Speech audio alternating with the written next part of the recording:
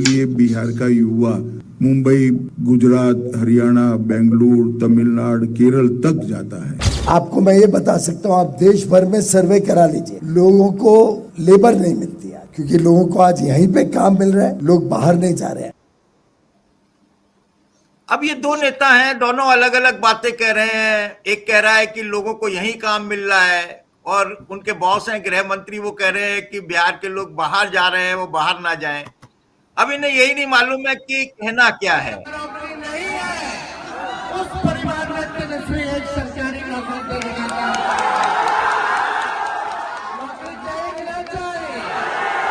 पढ़ाई, दवाई, कमाई, सिंचाई, सुनवाई और कार्रवाई वाली संदेश झूठ से हटके। नमस्कार, संदेश हिंदी न्यूज चैनल में मैं हरिशंकर जोशी आपका हार्दिक स्वागत करता हूं, अभिनंदन करता हूं। बिहार में महागठबंधन की लहर चल रही है।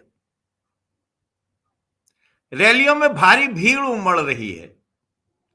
भीड़ का जोश और रेस्पॉन्स अद्भुत दिखाई दे रहा है। लालू यादव, तेजस्वी, प्रियंका गांधी और अखिलेश की मेहनत से क्या महागठबंधन करेगी क्लीन स्वीप? माहौल देखकर लगता है कि महागठबंधन की आंधी चल रही है। आज प्रियंका ने फिर से बिहार में धमाल मचाया। जेडीयू के गढ़ सोनबरसा और लखीसराय में प्रियंका ने धूम मचा दी। महिलाओं और युवाओं का रिस्पांस देखने लायक था। मोदी नीतीश की 10,000 वाली स्कीम महिलाओं की प्रतिक्रिया देखकर फुस नजर आई। गए पानी में, 10,000 मिट्टी मिल गए। पीएम मोदी पर व्यंग करते हुए प्रियंका गांधी ने कहा, प्रधानमंत्री जी को अपना एक और मंत्रालय बना लेना चाहिए, एक अपमान मंत्रालय बना लेना चाहिए। जी, अपमान मंत्रालय बनाने की सलाह दी। उन्होंने कहा क्योंकि वे विकास और रोजगार की बात करने के बजाय विपक्ष पर देश और बिहार का अपमान करते हैं, और उसका ऐसा मतलब उन्होंने आरोप लगाया और कहा चुटकी ली कि रोना बंद कीजिए प्रधानमंत्री जी, अब अपमान मंत्रालय बना लीजिए। एनडीए को उन्होंने सिंगल इंजन की सरकार बताया। प्रियंका ने यह भी कहा कि बिहार की सरकार नीतीश जी नहीं चला रहे हैं, दिल्ली से चल रही है। बड़े फैसले पीएम और गृह मंत्री लेते हैं तो जनता की सुनवाई क्या होगी? मोदी की बीजेपी का हुआ काम तमाम, और नहीं जल रहा बिहार में चिराग। जी हाँ, चिराग जो है वो बुझ गया है, बिहार में जल नहीं पा रहा है, उसमें दिखाई दे रहा है, और चिराग बुझ रहा है तो आप समझिए जब हनुमान ही काम नहीं कर रहे हैं तो राम जी की क्या दशा होगी, आप खुद अंदाजा लगाइए। ये सब दिखाई दे रहा है तो परिणाम क्या होंगे? आपकी नजर में परिणाम क्या होंगे? आप कैसे परिणाम सोचते हैं? चैट बॉक्स में लिखकर बताइए। आज पहली बार इन चुनावों में लालू प्रसाद यादव ने सक्रिय प्रचार किया। जी हां, लालू प्रसाद यादव का चुनाव प्रचार में उतरना मायने रखता है बिहार में। उनका जादू सिर चढ़कर बोलता है बिहार के लोगों पर। उन्होंने पटना जिले के दानापुर विधानसभा क्षेत्र में जेल में बंद आरजेडी उम्मीदवार रीतलाल यादव के समर्थन में दीघा से खगौल तक करीब 15 किलोमीटर लंबा रोड शो किया। शाम को 4 बजे शुरू हुआ, 2 घंटे चला। तेजस्वी यादव और मीसा भारती उनके साथ थे, और लालू ने कहा प्रचार बहुत अच्छा चल रहा है, गठबंधन जीतेगा, तेजस्वी को जनता से प्यार मिल रहा है। तो समाजवादी पार्टी के राष्ट्रीय अध्यक्ष अखिलेश यादव ने महागठबंधन के उम्मीदवारों के समर्थन में आज बिहार में 3 जनसभाओं को संबोधित किया। उन्होंने कहा बिहार को लूटा जा रहा है, नीतीश कुमार केवल चुनावी चेहरा हैं, असली कमान दिल्ली से चल रही है। बीजेपी ने अवध को लूटा, अब मगध को भी लूटने की तैयारी और साजिश चल रही है। हमने यूपी में बीजेपी को हराया, बिहार में आप लोग हराइए। तेजस्वी यादव तो आप जानते हैं कि पता नहीं किस मिट्टी के बने हुए हैं, क्या खाते हैं, कौन सा टॉनिक पीते हैं, क्या खुराक है उनकी। भाई इतनी ऊर्जा दिन में, मतलब गिनती नहीं की जाती। आज भी करीब 15 रैलियां की हैं उन्होंने, 15 रैलियां दिन भर में। 15 रैलियों का मतलब आप समझिए, सभी रैलियों में भारी भीड़, लोगों का उत्साह। जब लोगों का उत्साह चरम पर है तो परिणाम कैसे आएंगे। रैलियां आज बीजेपी के नरेंद्र मोदी और अमित शाह की भी हुई, लेकिन और जेडीयू सुप्रीमो नीतीश कुमार की भी रैलियां हुई, पर तेजस्वी की रैलियों के मुकाबले उनकी रैलियां फीकी नजर आई। ना भीड़ थी उनके मुकाबले, ना जोश था, ना रिस्पांस था पब्लिक का, ना लोग उनकी बातों पर झूम गा रहे थे, बल्कि उबासियां ले रहे थे। इसके अलावा खबरें और भी हैं जिन पर हमारे विशेषज्ञ चर्चा करेंगे।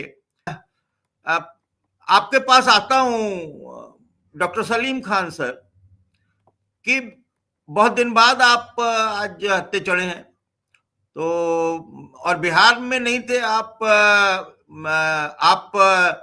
वोट चोरी के खिलाफ दूसरी जगह आंदोलन कर रहे थे।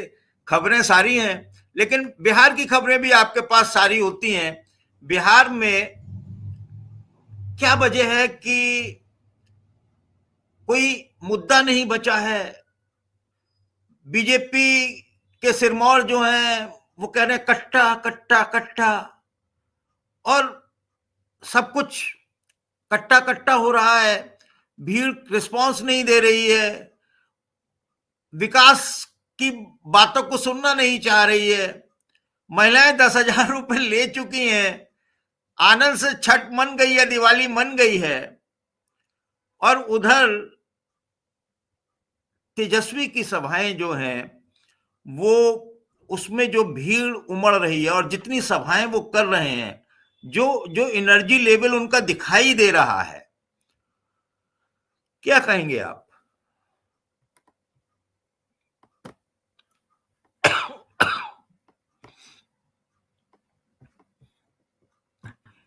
सर म्यूट है शायद आप। हाँ ठीक है ठीक है, आ गई आवाज, आ गई। वो जब सितारे गर्दिश में आते हैं तो ऐसे ही होता है, और यही हो रहा है। मेरा ख्याल है कि बिहार की जनता के सामने इनका जादू टूट चुका है।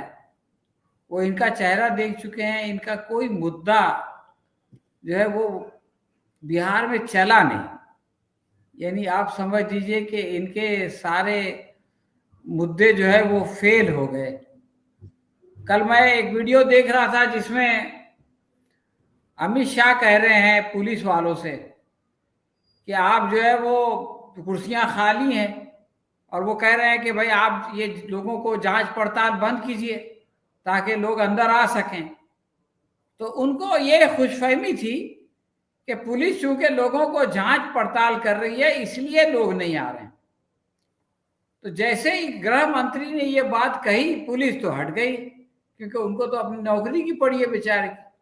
इसके बावजूद लोग अंदर नहीं आए, इसलिए कि लोग तो सुनने के लिए आए नहीं थे। लोगों को जो है वो दिहाड़ी पे लाया गया था। अब उनको दिहाड़ी मिल गई, जैसे महिलाओं को 10,000 रुपए मिल गए। अब वो भाषण क्यों सुने? तो वो बाहर कहे कि कोई बीड़ी पी रहा है, कोई बातें कर रहा है, कोई गुटखा खा रहा है। और अमित शाह कह रहे हैं पुलिस वालों से कि आप हट जाइए ताकि वो अंदर आ सकें। और पब्लिक जो है वो बाहर अपना वक्त गुजार रही है, टाइम पास कर रही है, और बेचारे अमित शाह परेशान हैं। तो वो बहुत ही मजे का खेज मंजर था। लेकिन आप उससे आगे बढ़ के मैं एक बात कहना चाहता हूं। देखिए, जब इनके पास कोई मुद्दा नहीं है तो ये वही पुराना जंगल राज का मामला ले आए। लेकिन कुदरत ने इनके साथ ये किया कि 30 अक्टूबर को दुलारचंद यादव का जो है वो की हत्या हो गई, और वो उस हत्या ने पूरे इनके नैरेटिव को खत्म कर दिया। यानी उसने ये बता दिया किसी जमाने में जो कथा कथित जंगल राज था वो कैसा था ये कोई नहीं जानता, लेकिन अब जो दंगल राज है उसको लोगों ने अपनी आंखों से देखा कि किस तरह से एक उम्मीदवार को जो है वो एक उम्मीदवार के ऊपर जो है वो जो जेडीयू के उम्मीदवार हैं उनके ऊपर इसका आरोप है और उनको गिरफ्तार कर लिया गया है। और उनके लिए जो लल्लन सिंह है जेडीयू के उम्मीदवार वो प्रचार कर रहे हैं और प्रचार इस तरह से कर रहे हैं कि 10 गाड़ियों की अनुमति है तो वो 48 गाड़ियां लेके जाते हैं।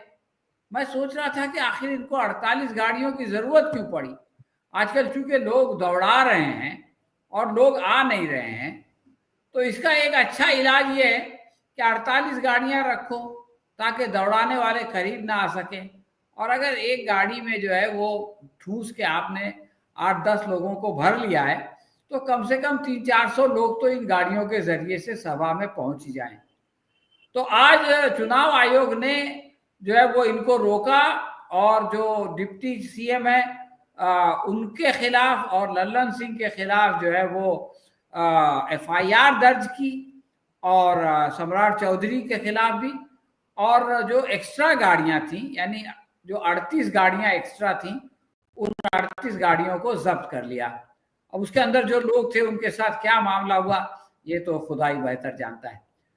तो ये जंगल राज का जो मामला है वो ऐसे वक्त में फूटा है कि इनका सारा नैरेटिव खत्म हो गया। वो लल्लन सिंह जो एक आरोपी के लिए प्रचार करते हैं अनंत सिंह के लिए, वही जो है वो प्रधानमंत्री नरेंद्र मोदी के साथ भी दिखाई देते हैं जो कट्टे की बात करते हैं। तो ये जो इनका और ये बात भी आई है कि ये जो गिरफ्तारी हुई है जिसके बारे में गोदी मीडिया ये कह रहा है कि वो इस बार जेल से जीतेंगे, लेकिन जो विशेषज्ञ हैं चुनाव विशेषज्ञ हैं वो ये कह रहे हैं कि इसका प्रभाव कम से कम 9 सीटों पर पड़ेगा। और एनडीए की जो है वो 9 सीट ऐसी हैं, 9 क्षेत्र ऐसे हैं जहां से अनंत सिंह की गिरफ्तारी की वजह से उन पर जो है वो खतरे के बादल मंडलाने लगे हैं और वो सीटें जो कि ये लोग निकाल सकते थे वो जो है वो उनके हाथ से निकल रही है। और इनके अंदर जो आपस में जो मनमुटाव है उसका भी एक नज़ारा भी सामने आया कल कि जब घोषणा पत्र जो है वो डिक्लेयर हो रहा था तो वो 2 मिनट के अंदर में वो खत्म हो गया और नीतीश कुमार बगैर कुछ बोले चले गए। एक तरफ तो एनडीए वाले ये कह रहे हैं कि यही हम इन्हीं के नेतृत्व में इलेक्शन लड़ रहे हैं। आजकल तो हर इश्तिहार में बीच में जो फोटो गायब हो गया था फोटो भी आने लगा है। बहुत दिनों के बाद मैंने सबका साथ सबका विकास वाला नारा भी कल देखा। लेकिन ये है कि ये चीज नीतीश कुमार के गले से नहीं उतर रही है और नीतीश कुमार का इस इलेक्शन में पीछे कदम हटाना ये मैं समझता हूं कि एनडीए को बहुत ज़्यादा महंगा पड़ने वाला है। तो ये तमाम चीज़ें मिलजुल के इस चुनाव को महागठबंधन की तरफ ले जा रही हैं। एक और बात यह है कि हर रोज़ कोई ना कोई ऐसा कदम राहुल गांधी, प्रियंका गांधी या तेजस्वी यादव उठाते हैं या कोई ना कोई ऐसा बयान देते हैं कि गोदी मीडिया नहीं चाहते हुए भी जो है वो उनको प्रसारित करने पर मजबूर हो जाता है और वो पूरे मीडिया पे छा जाते हैं।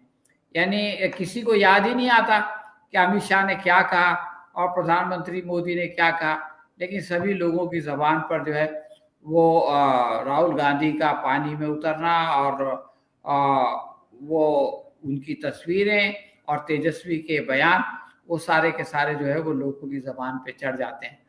तो ये सारी चीज़ें बता रही हैं कि इलेक्शन जो है वो एक ख़ास अंदाज में हो रहा है और ये अगर इलेक्शन कमीशन भी, चुनाव आयोग भी अगर कोई गड़बड़ करने की कोशिश करे तो शायद वो हिम्मत नहीं कर सकेगा, इसलिए कि लोगों का गुस्सा उनके खिलाफ बहुत ताकतवर तरीके से उभर सकता है।